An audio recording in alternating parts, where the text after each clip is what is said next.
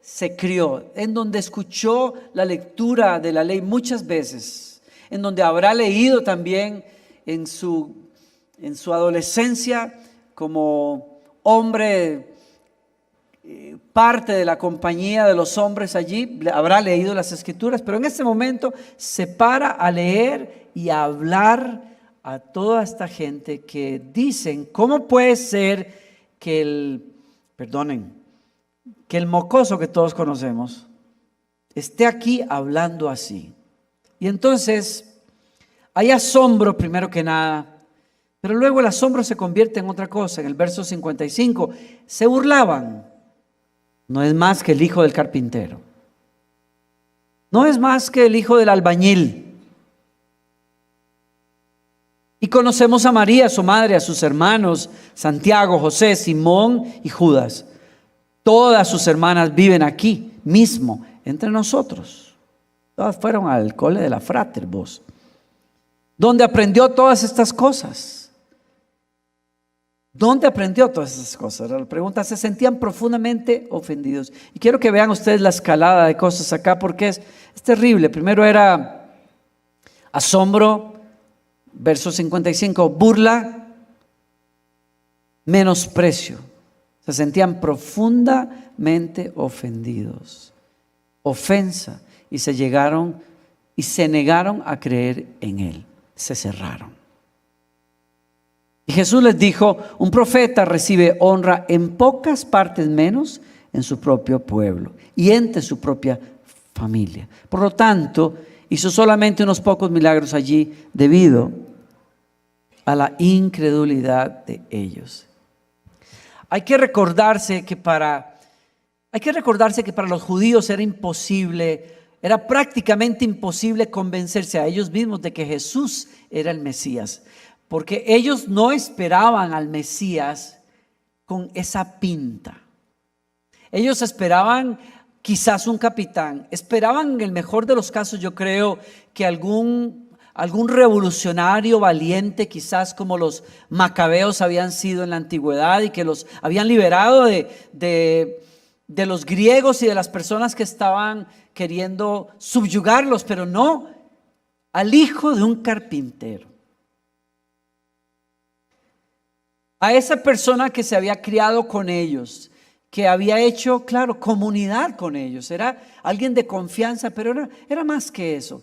No era tampoco un funcionario público, no era un escriba, no era una persona en una clase notable, era un albañil. Era el hijo de José, el carpintero, la persona que reparaba mesas y hacía sillas y quizás había levantado una tapia en la casa de alguien, había hecho quizás un canalete para que corriera el agua. Esa persona era Jesús, el que estaba hablando con palabras que solo podían venir de parte de Dios y hacía milagros que nadie podía explicar, pero al final del día era el albañil. Y es que la manera en que usted percibe a una persona determina si usted va a abrirse para recibir de esa persona o se cierra, ¿sí o no?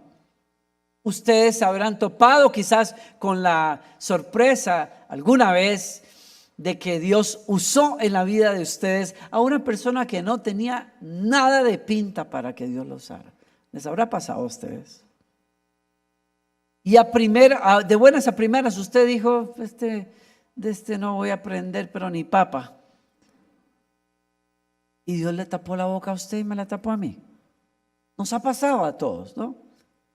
Alguna vez entré a una librería, me acuerdo, en Costa Rica, y no más me paré 5 minutos para ver a dónde quería yo ir, y me sobraron 3 personas que me tocaban el hombro en prácticamente medio segundo para preguntarme, oiga, ¿dónde están los libros de historia? ¿Y dónde están los libros de no sé qué? A la tercera me le quise enojar, pero yo no tengo cara de empleado, ¿o será que la tengo? Y no que eso sea malo, pero yo decía, pero por lo menos que me confundan con el jefe, con el dueño, no, con uno de los empleados. Y al final la señora me dijo, oiga, ¿y el baño dónde se queda? Allá al fondo, porque siempre están al fondo. Al fondo, a la izquierda o a la derecha, algún lado de eso, ¿no? Un amigo mío en Houston es, por cierto, guatemalteco, muy buen anestesiólogo. gran amigo mío, y se reía cuando yo le contaba esta historia, porque él decía, fíjate que me salí del hospital de la jornada y traía una bata de color como que celeste o azul era, y cuando me paré en la noche a echar gasolina allí en una gasolinera, pues ¿qué crees? Que los tipos me pararon para ver si les limpiaba el parabrisas y les lavaba las llantas y qué sé yo, porque pensaron que yo era el empleado de la gasolinera. Y se mató de la risa. En la sabiduría de Dios, cuando Dios se hace carne, se viste con el humilde oficio de un albañil. Y en alguna parte en la Escritura se nos explica que Dios lo hace para confundir la sabiduría de los que se creen que la tienen toda, que la saben, que tienen la papa en la mano. Dios se vuelve misterioso en ese sentido. Y el mensaje de Jesús para los de Nazaret se topa con una dureza, con una... ¿Por qué? Porque era el carpintero. Yo me tuve que detener a pensar que mi Señor hizo una de las cosas más sublimes entre su pueblo, aun cuando no predicaba, en aquellos años de silencio. ¿No se habrá puesto a pensar ustedes cuántos de ellos habrán comido en una mesa que Él había armado? ¿Cuántos niños habrán jugado con caballitos de madera que Jesús les había hecho en su taller? Porque aunque era el carpintero del pueblo, cuando el Espíritu Santo llenó a los discípulos de revelación, les enseñó que aquel que había hecho caballitos de madera y que había arreglado los portales o los dinteles de una casa, ese en realidad era y es el constructor de los cielos y de la tierra, y el que los sostiene en la palma de su mano por su propio poder, porque Él es el constructor de todas las cosas. Así lo dice Colosenses cuando Pablo escribe lleno del Espíritu Santo, porque por medio de Él Dios creó todo lo que existe en los lugares celestiales y en la tierra. Hizo las cosas que podemos ver y las que no podemos ver, tales como tronos, reinos, gobernantes y autoridades del mundo invisible. Todo fue creado por medio de Él y para Él. Él ya existía antes que todas las cosas y mantiene unida toda la creación. ¿Quién dice amén a eso? Él es el constructor del universo. Él es el arquitecto de todas las cosas. Él es el Señor al que estamos adorando aquí. No extraña pensar que cuando el Espíritu Santo toca y llama a personas, como lo hizo con el doctor H. López, los mueve a hacer cosas maravillosas y excelentes como este edificio y como el edificio donde ustedes se reúnen. Yo creo que se parece a su Señor. Yo creo que le sacó algo. Hay una sabiduría, hay una manera de administrar que viene del Señor. Que el Señor se lo da a los humanos porque Él es ese arquitecto maravilloso. Él es el administrador de todas las cosas. Pero ¿sabe qué? Ese constructor que quizás se engañó a los judíos construyendo sillitas y mesas, pero que había construido todas las cosas, tiene un proyecto de proyectos que le ha robado el corazón y que lo ocupa hasta el día de hoy. Él no solamente construyó el universo, Él está en el negocio de edificar una iglesia que Él llama el templo del Espíritu Santo, y que somos usted y yo, la iglesia de nuestro Señor Jesucristo. Qué cosa más tremenda, ¿no? Dice la Escritura que cuando Pedro, lleno del Espíritu Santo, se inclina ante Jesús para contestar la pregunta: ¿quién dicen ustedes que soy yo? Pedro dice: tú eres el Mesías, el Hijo del Dios viviente. Y Jesús le contestó: dichoso tú, Simón, hijo de Jonás, porque esto no lo conociste por medios humanos, sino que te lo reveló mi Padre que está en el cielo. Y yo te digo que tú eres Pedro, y sobre esta piedra voy a construir mi iglesia. Y noten esas palabras: voy a construir, la imagen de un constructor, la metáfora que habla de un hombre, de un ser que es el arquitecto de todas las cosas. Ahora mi proyecto, Pedro, es construirme una iglesia, un pueblo que ni siquiera el poder de la muerte podrá vencer. Esa es la iglesia del Señor. Y si usted quiere saber qué le roba el corazón a Dios, le roba ese proyecto. Ama ese proyecto. Vino aquí para poner las bases y fue a la cruz a dar su vida, y murió y resucitó precisamente para tener una iglesia. Y usted está sentado en ese milagro hoy. Usted está sentado en ese misterio. Cuando el apóstol Pedro, lleno del Espíritu Santo, le escribe a la iglesia años después, ¿saben cómo nos define a nosotros? Con términos de construcción también. Dice: ustedes son las piedras vivas con las cuales Dios edifica su templo espiritual. ¿Cómo le queda el ojo a usted? Piedras vivas. Mire a esos hermanos alrededor suyo por un minuto. Mira a los que están a la izquierda y a la derecha. Dígale: usted es una piedra viva. No es por lo cabezón que es, o yo. No es eso, no se aproveche. No, lo de piedra viva es un misterio. Es una imagen bellísima. ¿Por qué? Porque es cierto, una piedra es inerte, una piedra no tiene vida. Pero dice él, está viva. Claro, porque ustedes y yo estábamos muertos en nuestros delitos y pecados, pero bendito sea Dios, Jesucristo murió en la cruz y nos dio perdón y nos dio el Espíritu Santo, sopló sobre nosotros el Espíritu del Señor, y lo que estaba muerto ahora vive para Dios. Y no solamente vive para Dios, es útil para Dios. Dios tiene un propósito para esa piedra que Él sacó de una cantera de muerte para hacer lo que parte de su templo. ¡Wow! Usted es parte del templo de Dios. Usted no es una persona más aquí. Usted es alguien importante. Usted es una piedra tallada y escogida con ciertas características que solo va a calzar en un lugar que su Papá Celestial diseñó para usted y diseñó para mí. Y nadie más puede tomar ese lugar. Nadie más. Por eso es poderoso que usted y yo entendamos este misterio de la iglesia y entendamos este proyecto donde el Señor nos ha puesto.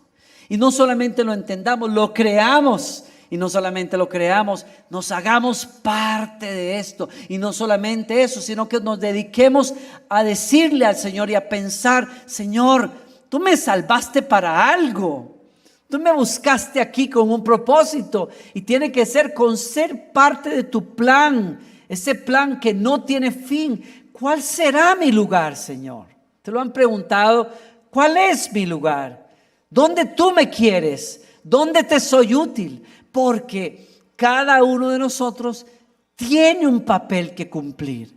Y si usted no ocupa ese lugar en esa pared donde Dios lo quiere a usted, esa pared va a sufrir. ¿Alguien me sigue aquí? Usted puede decir: no, ahí hay mucha gente, tranquilo, que ahí la gente es buenísima, en la Frater están a la gran, eso es una cosa tremenda. Yo nomás quiero ver los toros desde la barda. No se equivoque, a usted no lo salvaron para que esté de bonito sentado por allí viendo los toros desde la barrera. A usted lo salvaron para que usted sea una parte integral de lo que Dios quiere hacer en esta iglesia, en Guatemala y en las naciones. Y usted se tiene que poner pilas. Qué bonito aplauso eso. Yo creo que quiere decir: yo estoy con usted, pastor. Porque Dios no lo quiere a usted bonito como una jarra de colección. Dios lo quiere a usted como una pieza, una piedra que proyecta la vida de Dios. Pero no lo puedes hacer solo, lo tienes que hacer en un edificio espiritual que es esta iglesia. ¿Alguien me sigue aquí? ¿Ya tomaste tu lugar ahí? ¿Ya encontraste tu lugar? Ya le has preguntado al Señor. Miren, cada uno de nosotros tiene un don, un talento. Es más, cada uno de nosotros tiene una historia que se convierte en un testimonio, que se convierte en una herramienta que el Espíritu Santo puede usar aquí para levantar a uno, para sanar al otro, para instruir a una persona. ¿Ya encontraste ese lugar? ¿Ya abrazaste esa misión?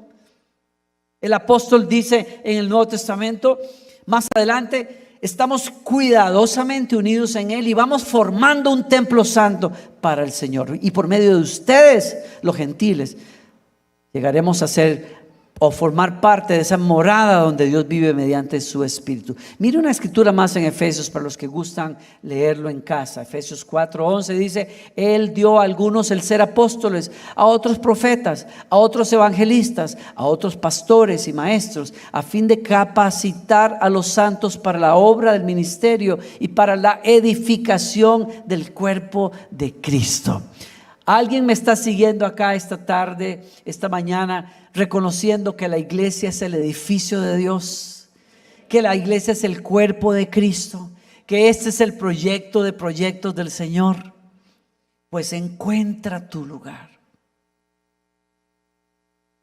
Allá en casa tenemos, en nuestra iglesia, me he encontrado que hay cursos en donde le enseñamos a las personas los dones espirituales y les ayudamos a reconocer cuáles son sus talentos y destrezas. ¿Para qué? Para que ayudarles a encontrar cuál es ese lugar. Estoy seguro que ustedes tienen cosas similares a esas. ¿Para qué? Para que encuentres tu lugar. Pablo dice: Él hace que todo el cuerpo encaje perfectamente. Y cada parte, escuchen esto, miren qué importante. A los de ustedes que leen, subrayen por ahí Efesios 4:16. Y cada parte, al cumplir su función específica, ayuda a que las demás se desarrollen. Y entonces todo el cuerpo crece, está sano y lleno de amor. ¿Qué le parece eso? O sea que la salud de este cuerpo, en buena parte, depende de que usted tome su lugar. Que el crecimiento de esta misión en buena parte tiene que ver con que tú comprendas qué es lo que Dios puso en ti, que es único. Te doy permiso que le des un codazo al que está a tu lado y le digas: tú eres único. Y hay alguna esposa que dice: gloria a Dios que solo hay uno. Tú eres único. Tú eres única. Valora lo que Dios ha hecho en ti. Alguna vez yo de jovencito comencé a escuchar el llamar del Señor sobre mi vida, pero yo comencé a compararme con otras personas y traté de seguir la forma, el modelo que otras personas tenían para servir a Dios, y me reventé en el camino. ¿Por qué? Porque al final me di cuenta, a mí no me hicieron con las mismas baterías que tiene este otro. Yo no puedo hacer, pero yo sí sé que puedo hacer algo que nadie más puede hacer, y lo puedo hacer muy bien. Y no necesito compararme con nadie. Necesito darle gracias a Dios por quien yo soy y por lo que Él me dio y por el gran privilegio de que Él me deje tomar parte en el proyecto de proyectos que Él tiene. ¿Sí o no? Guatemala necesita que tomes tu lugar. Porque Guatemala, la única manera en que va a saber y palpar cómo es Dios cuando una familia lo conoce, cómo es Dios cuando una comunidad vive girando alrededor de Él y de su palabra, es a través de una comunidad como esta. Y eso solo puede pasar cuando usted se hace parte. Hemos vivido en estos años el milagro de que la tecnología nos ha conectado con personas en todas partes del mundo. Hoy día nosotros tenemos personas que se han convertido a través de los servicios de nosotros por internet y nos llaman su iglesia y buscan los cursos y están tratando de crecer. Pero yo le hago una invitación sincera a mis hermanos que están en casas por razones de salud o por otras razones. En algún momento necesitas buscar integrarte en una comunidad, en un grupo de oración cerca de tu casa. ¿Por qué? Porque tu país, tu barrio necesita ver cómo funciona el evangelio a través de una comunidad de cristianos que abrazan, que sirven, que aman, que se preocupan los unos por los otros, que se perdonan también pues las cosas, porque así reflejan cómo es Cristo. ¿Alguien está aquí conmigo, sí o no? Miren, es ese constructor que hizo el universo y que creó y que está construyendo a su pueblo y a su iglesia. Está hoy día a la diestra de Dios Jesucristo y nos ha prometido una cosa: en la casa de mi Padre muchas moradas hay. Voy pues a prepararles lugar. ¿Ustedes creen que yo les diría que hay lugar si no hubiera lugar de sobra? Voy a prepararles un lugar, y cuando yo termine esa ciudad que les estoy preparando, voy a venir a llevarlos para que estén conmigo para siempre. Ese es el constructor de constructores. Nos está preparando un lugar maravilloso. Y para que usted y yo seamos parte de ese proyecto, necesitamos ser parte de su iglesia. Y necesitamos que Él, que ese carpintero maravilloso, nos trabaje, nos pula, nos lija, nos lige, nos corrija. Porque para ser parte de ese proyecto, como se lo dije, Él quiere que cada piedra calce en donde tiene que calzar. Y para eso Él necesita tu disposición y la mía a ser moldeados por Él. ¿Y cómo es que Él nos moldea y nos trata? Nos trata a través de su palabra. Nos trata a través del Espíritu Santo que vive en nosotros. Nos habla, nos corrige, nos redarguye, nos santifica. Nos trata también a través de circunstancias que vivimos todos nosotros en la vida. Yo creo con todo el corazón que no hay circunstancia que pasemos, por difícil que sea, que el maestro de maestros no haya permitido, para formar en nosotros esa esperanza de gloria, para formar en nosotros el carácter de Él, para hacernos instrumentos más útiles en su mano. Pero tenemos que estar dispuestos. Ese es el ejemplo de Pedro, que cuando Jesús lo encontró la primera vez, contaba o reparaba las redes porque era pescador, y Jesús, necesitando predicarle a la multitud, le pidió prestada su barca y se metió en esa barca y predicó. Y cuando terminó le dijo: boga mar adentro. Y luego le dice: echa las redes. Y la respuesta fue: Señor, pues toda la noche hemos estado tratando de pescar. Usted sabe, nosotros sabemos, usted tal vez no sepa esas cuestiones, pero nosotros somos pescadores de profesión y ya estamos cansados. Aquí la cosa está mal. Les dijo: tiren las redes. Y las redes comenzaron a romperse de tantos peces. Y ahí fue donde Jesús se le revela a Pedro, y Pedro se tira al piso y le dice: apártate de mí, yo soy hombre pecador, tú eres el santo de Dios. Y Jesús le dice: tú no tienes ni idea que el día que yo te pedí meterme en tu arca, te metiste en el proyecto de los cielos. El día que me dijiste sí, ese día comencé a cambiarte la vida. Ese día comencé a pulirte. Ese día te comencé a ensanchar. Ese día te capacité con dones y llamados, porque yo te quiero utilizar para edificar a mi iglesia. No va a ser fácil todo el tiempo. A Pedro le costó, usted sabe, porque era así medio suelto de lengua. Y la noche que Jesús les dijo que lo iban a traicionar, él juró y rejuró: no te voy a traicionar. Pero en el patio de Caifás, usted sabe que juró y rejuró que no lo conocía. Y a través, al otro lado del patio, Jesús lo miró. Y esa mirada de Jesús, que muchas veces yo hice bromas de que seguramente le dijo: te lo dije, cabezón, que no abrieras la boca.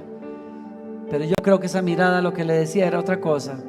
Quizás le recordó las últimas palabras de Jesús aquella noche, cuando le dijo: he orado por ti para que tu fe no falte, y cuando te conviertas a mí nuevamente, restaures a tus hermanos.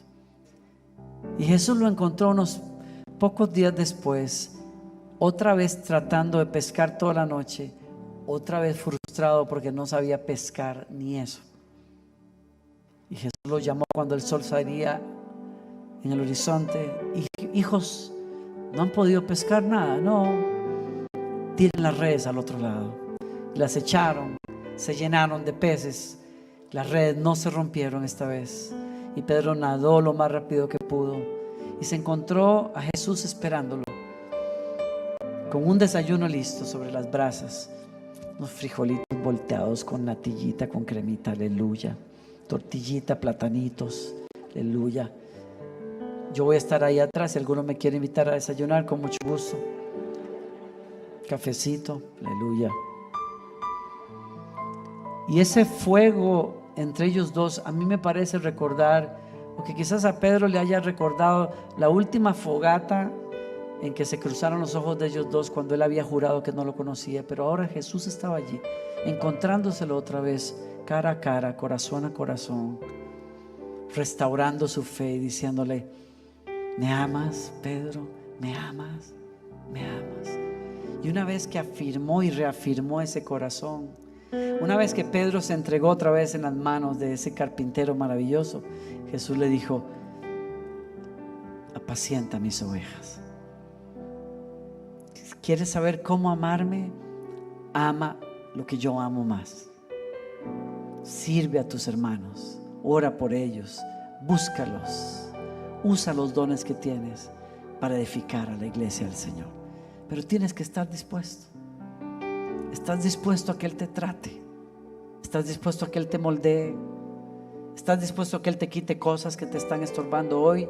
Complejos, ideas, conceptos equivocados, yo no sé, la comodidad en el caso de muchos. Nos hemos vuelto muy cómodos. No, yo estoy así feliz ya. ¿Estás dispuesto a estar en las manos de ese carpintero maravilloso? Te va a costar, pero en buena hora. ¿Sabes por qué? Porque yo sé que cuando uno está en las manos de ese carpintero maravilloso, Él no puede hacernos daño. Él sana, Él restaura, Él fortalece, Él levanta, Él llena de poder. Así son las manos de mi Señor. Así fueron esas manos. Conocen el dolor. El último de sus días en la tierra, extendió esas manos que habían hecho sillas y mesas, y lo pusieron sobre la madera que Él mismo había trabajado tantas veces, y fueron atravesadas por los clavos que Él había usado para edificar a otros. Fueron heridas para que usted y yo fuéramos sanados y perdonados de nuestros pecados. ¿Por qué no le ofreces tu vida y tus manos a Él?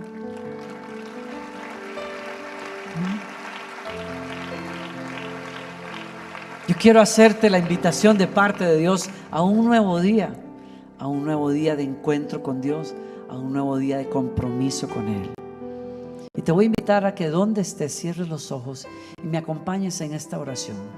Todo aquel que quiera aceptar y haya recibido esta llamar del Señor, que le diga: Señor, aquí estoy, yo recibo tu palabra. Yo te agradezco que me hables esta mañana y te digo: vengo a ti, Señor, dispuesto. Vengo a ti creyendo. Quiero un encuentro contigo, uno que me cambie la vida, Señor, uno que me vuelva a poner en el carril de tus propósitos. Mientras todos tienen sus ojos cerrados, te invito, a ti que no has hecho las paces con Dios, a ti que tal vez conoces o frecuentas este lugar, pero nunca has tenido un encuentro y una entrega puntual al Señor Jesucristo como nuestro Salvador y Señor. Él quiere que salgas de aquí limpio de tus pecados. Él quiere que comiences una nueva vida, como Él dice en su palabra que lo hace, una nueva vida que el que cree en Él. ¿Quieres hacer esa oración? ¿Quieres rendirte a Él? Si quieres hacerlo, yo te quiero guiar en este momento. Y si eres una de esas personas, te pido, te invito, ponte de pie donde estás y voy a hacer la oración del arrepentimiento, la oración del pecador que se entrega a Jesucristo. Dios le bendiga. ¿Hay alguien más? Donde quiera que estés, te invito a que te pongas de pie y declares conmigo: Jesucristo, eres mi Salvador. ¿Hay alguien más? Dios la bendiga. ¿Quién más? Dios te bendiga. ¿Alguien más? Dios los bendiga. Alguien más. Yo sé que sabes que eres, porque el corazón te lo dice. Yo necesito ese llamado, yo necesito responder. Dios la bendiga. Alguien más, allá arriba quizás. Dios les bendiga, Dios les bendiga. Hay alguien más acá. Te doy 30 segundos más. No vuelvas a casa igual que como viniste hoy. Eres un hijo al que el Señor está buscando. Esos que están de pie, vamos a acompañarles todos en una oración de entrega. ¿Les parece? Digamos juntos: Señor Jesucristo, hoy te confieso como mi Señor y mi Salvador. Vengo arrepentido de todos mis pecados y te pido que por tu sangre derramada en la cruz me des el perdón hoy. Lo creo. Te abro de par en par el corazón. Señor, recíbeme y hazme un instrumento tuyo. Hazme un hijo, una hija tuyo. A partir de hoy eres mío y yo soy tuyo, Señor. Gracias por escucharme, gracias por recibirme y gracias por hacerme una nueva criatura en ti, en el nombre de Jesús. Amén. A esos que están de pie, quiero que todos les den un buen aplauso. Y quiero invitarlos a que vengan rápidamente aquí al frente. Quisiéramos regalarles algo, quisiéramos orar por ustedes puntualmente. Todos aquellos que están encontrándose con el Señor Jesucristo, vengan al frente. Anímenlos con ese aplauso. Este es el día que va a cambiar sus vidas para siempre. Vamos, déselo fuerte a esas personas.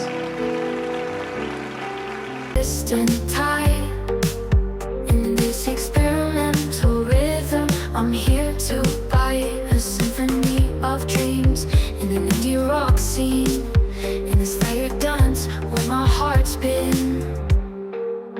Almost in the music, in this simple dream, with a classic tune that I can't quite see. Lay a female voice in the alt rock light, in this haunting song where dreams ignite.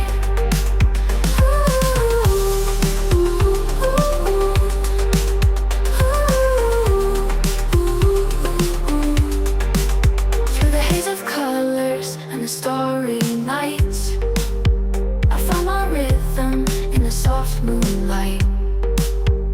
Echoes of the past, they whisper sweet, in this rock world where the beat repeats. Melodic whispers like a distant tide. In this experimental rhythm, I'm here to buy a symphony of dreams in an indie rock scene, in this layered dance where my heart's been. Oh, I'm lost in the music, in this simply dream, with a classic tune that I can't quite see. Lay a female voice in the alt rock light, in this haunting song where dreams ignite. Through the heart of the night where the guitars play, I found my rhythm in the soft momental way. A sweet surrender to the rock beat, in this haunting moment where my heart skips a beat. Oh, I'm lost in the music, in this simple dream, with a classic